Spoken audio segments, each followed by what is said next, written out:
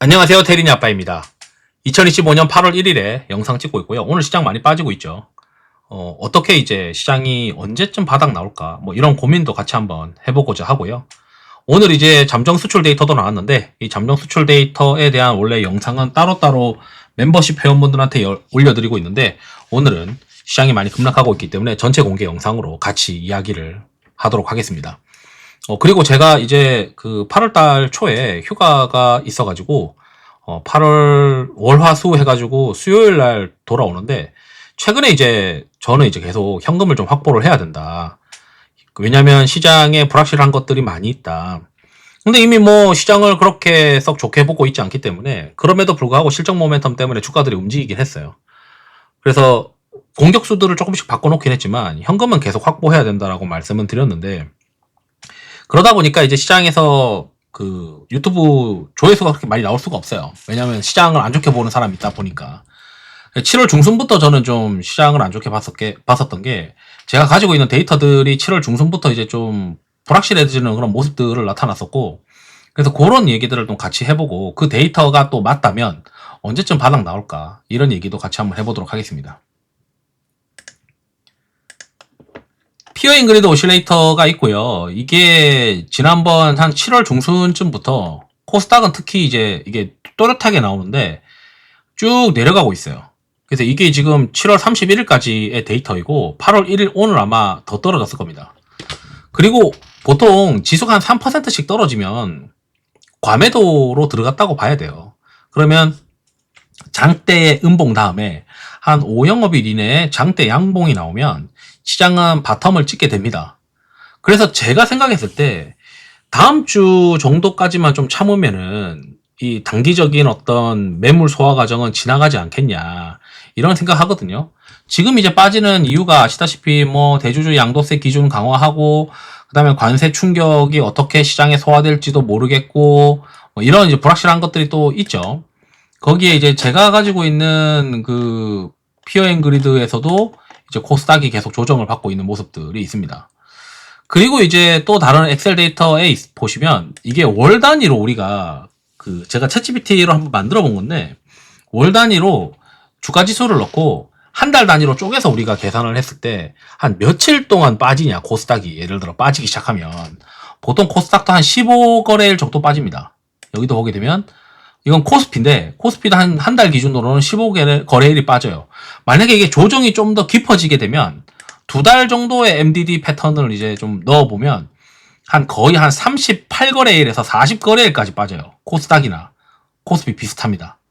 그러면 지금 현재 우리가 HTS에서 보게 되면 지금 이제 대략 여기를 시작으로 해서 뭐 여기서부터 한 개씩 들어간다면 9거래일 정도 빠졌거든요. 9거래일이나 10거래일이라고 해석을 할 수가 있겠죠. 그러니까 이제 지금 영업일수로 9영업일 빠졌고 이게 1개월 단위 MDD 패턴으로 우리가 귀결된다라고 가정을 하면 이제 15거래일을 채워야 되잖아요.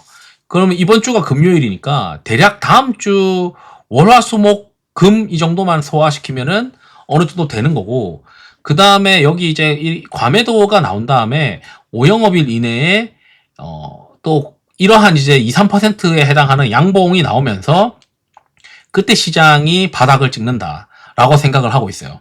그러니까 손이 싹 바뀌어야 되는 거죠. 그래서 예전에도 이렇게 음봉이 나오고 장대 양봉이 하나 나오면서 이게 손이 바뀌는 거잖아요. 그래서 손이 바뀌는 모습들이 나타나야 시장이 중기 바닥이 된다라고 생각을 하고 있습니다. 그래서 오늘 이제 빠진 거는 뭐 이미 저는 이제 계속 불확실하다. 7월 달에 20일치 수출 데이터도 확인했었는데 제가 이제 제일 걱정했던 게 7월 달에 20일치 수출 데이터가 부진하는 거였거든요. 그래서 7월 달 20일치 수출 데이터가 부진했고 그때부터 막 현금 확보해야 된다라고 말씀을 드렸는데 수출 데이터도 한번 보시게 되면 대부분 수출 데이터가 지금 MOM으로 다 빠져요. YY로는 좋을 수 있죠. 그러면은 주가는 이미 막 달려왔는데 여기 보시면은 1평균 수출 데이터가 이게 7월 달이란 말이죠. 7월 달 1평균 수출 데이터가 이건 D램인데 분기 평균보다 낮아요. 그러면 8월 달은요? 8월 달은 이제 관세 영향이 들어가잖아요. 관세 영향이 들어가면 7월 달보다 과연 8월 달이 세게 나올까요? 그러지 않을 거란 말이죠. 그러면 7, 8월 두 개만 가지고 시장에서 바라보기에는 어떤 느낌이냐면 2분기보다는 숫자가 안 나오겠네.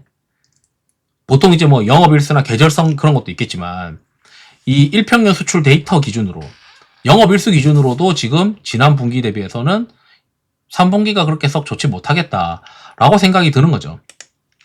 이 HBM 수출도 MOM으로 좀 빠졌어요. 대만으로 나가는 것도. 그리고 YY는 좋지 않냐라고 하지만 이미 주가는 거의 QOQ 성장을 기대하고 올라온 수준으로 지수가 올라왔으니까 지수가 QOQ로 성장을 못한다면, 그 수출이 QOQ로 성장을 못한다면 지수는 좀 빠졌다가 가야 되겠죠. 3분기 좀 쉬었다가 4분기 때 이제 수출을 한번 같이 모멘텀 받으면서 가야 되는데, 뭐 라면 이런 것도 괜찮다고 하지만 일평균 수출 데이터로는 14% 빠졌고, 물론 이제 3분기, 4분기 증설 효과가 있으니까 이 삼양식품이나 이런 것들은 다시 올라갈 룸은 있겠죠. 근데 지금 전반적으로 지금 수출 데이터를 제가 쭉 뒤져봤는데 섹시한 게 하나도 없어요. 그냥 조금 좋아지는 거 정도, 뭐 판가가 그래도 좀 견디고 있는 거 정도, 뭐 이런 게 있겠지만 대부분 다 MOM으로는 좋지 못합니다. 그러면 8월 달에는 더 안 좋겠죠. 왜냐면 관세 영향이 있으니까. 그런데 왜 주가가 그동안 뭐 실적, 2분기 실적을 막 기대해서 주가는 너무 달렸다 이거예요. 그러니 그 주가가 달렸던 것들, 실적 모멘텀이 잘 나와서 주가가 한 번 더 튀었던 것들, 이런 종목들에 대해서 어느 정도 과열이 해소가 돼야 된다라고 하는 게 제 생각입니다. 그래서 종목 단위로는 수급 오실레이터가 따로 이제 파일이 있는데, 거기에서 이제 좀 수급이 비워져 있는 것들을 다시 한번 찾게 되면 그런 것들로 이제 좀 플레이를 하고, 지금은 반도체 쪽도 수급이 좀 차 있는 것들이 많아서 좀 보수적으로 봐야 될 것 같다. 그 특정 업종 쏠림지수 기준으로도 이제 다음 주 정도만 좀 고통스러우면 되지 않겠냐. 그러니까 지금 이제 시장이 짜증내고 있는 게 대주주 양도세, 그리고 거래세, 여기에 대한 짜증 매도가 어느 정도 실망이죠. 그러니까 고배당 관련된 주식들이 시장을 좀 이끌어가는 그런 모습들을 기대했는데 정부 정책이 거기에 뒷받침되지 못하니까 시장은 실망 매도가 나오는 거고, 그 실망 매도가 어느 정도 소화가 돼야 된다라고 생각을 합니다. 그러면 그 실망 매도를 받을 주체들이 있어야 되는데, 그 받을 주체들의 눈에는 수출 데이터가 섹시하지 않다는 거죠. 그러니까 수출 데이터가 섹시하지 않으니까 결국 시장에서는 야, 이게 이 정도면은 QOQ로 수출이 짜릿하게 팍팍 터지지 않는데 내가 이걸 적극적으로 사야 될 이유는 없어 보이고 좀 빠지면서 좀 보지 뭐. 그럼 만약에 빠진다고 하면은 아까 피어앤 그리드 오실레이터가 코스피도 좀 바닥권까지 내려와야 되니까 피어앤 그리드 오실레이터가 내려오고, 그 다음에 평균적으로 이 업종 쏠림 지수라고 하는 게, 업종 쏠림 지수가 올라가면 지수가 안 좋아져요. 이게 올라가면 지수가 좀 약해져요. 이게 올라가면 지수가 그 기간에 약해집니다. 그러면 이번에도 이게 올라가는 구간인데, 마냥 매번 이제 계속 끝까지 올라가지 않기 때문에 평균적으로 상단이라고 하면은 0.3에서 0.4 정도까지 올라가면 상단이에요. 그러면 제가 생각했을 때는 8월 첫째 주 정도 수준에는 어느 정도 업종 쏠림 지수가 좀 올라갔을 거고, 그때부터는 이제 시장을 공격적으로 또 바라봐야 되나, 단기적으로 또 반등을 좀 노려보는 그런 시기가 오지 않겠냐, 이런 생각도 듭니다. 그래서 저는 이제 이번에 어떤 하락이 글로벌로 미국이나 이쪽으로도 하락이 번지면서 다 같이 내려오는 구간이지 않으면, 그러니까 달러 인덱스가 최근에 이제 반등을 하고 있는데 그게 추세적으로 반등하고 원달러가 계속 올라가는 그런 모습이 아니라면, 우선 첫 번째 우리가 생각해야 되는 일정으로는 이 15거래일 정도 빠지는 거거든요. 그러면은 코스닥이나 코스피 15거래일 빠지는 건데, 코스피는 운이 좋게도 소외되었던 삼성전자가 부스트하면서 코스피를 이제 버티게 만들었고, 거기에 실적이 좋았었던 대형주들이 코스피 지수를 안 떨어지게 한 거고, 그런 게 전혀 없었던 코스닥이 이제 굉장히 순수하게 이제 이 패턴을 그대로 반영을 하고 있는 것 같은데, 지금 한 9거래일, 10거래일 정도 빠지고 있으니까 한 5거래일 정도만 더 참으면 될 것 같다. 그게 다음 주인 것 같다. 뭐 이런 생각은 지금 하고 있습니다. 그래서 지금 수출 부진이나 관세로 인한 충격, 그 다음에 오늘 저녁에도 이제 고용지표 뭐 이런 것들 나와야 되고, 거기에 이제 사람들을 힘들게 하는 그런 세금 이슈들, 이런 것들까지 이제 마무리돼서 주가에 반영이 되면 저는 다음 주에 이제 좀 공격을 또 단기적으로 해야 되지 않겠냐, 이런 생각이 듭니다. 다만 이제 우리가 조심해야 되는 건 뭐냐면, 신용을 이제 올해 하반기에는 절대 쓰면 안 된다라고 생각하거든요. 왜냐면 지금 대주주 양도세가 걸려있기 때문에, 첫 번째는 중소형주의 경우에는 갑작스러운 이제 매도 물량이 터지거나, 그런 골치 아픈 일들이 생길 수 있고, 그렇기 때문에 그런 종목들이나 이 시가총액 작은 것들은 기관 수급이 없는 경우에는 갑작스러운 매도를 받아줄 주체가 없기 때문에 반대 매매에 대한 리스크가 더 높아요. 그렇기 때문에 신용을 쓰면 안 된다라고 생각하고, 그래서 연말까지는 현물로만 플레이해야 된다라고 저는 이렇게 말씀드리고 싶어요. 그래서 저는 첫 번째는 일단 다음 주 중에 지수가 바닥 나오지 않겠냐, 단기 바닥 나오지 않겠냐, 패턴상으로.